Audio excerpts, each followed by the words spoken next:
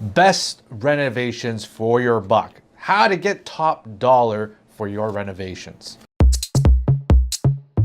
So what are the top renovations to do for the biggest return? Obviously it's the kitchen, because as everybody knows, the kitchen is the heart of your home or your stomach. Buyers want to see a beautiful kitchen where they can envision themselves spending time with friends and family and all the things that they're gonna cook, or delusionally tell themselves they're not going to order in as much. Bathrooms. Obviously, everybody needs bathrooms. They call it a throne for a reason. Nobody wants a house with the original avocado green toilets anymore. Please tell me your bathroom doesn't have carpet in it. Yeah, they have them. It's out there. I've seen it. Update with new tiling and fresh colors to freshen up and brighten up your bathroom. Flooring.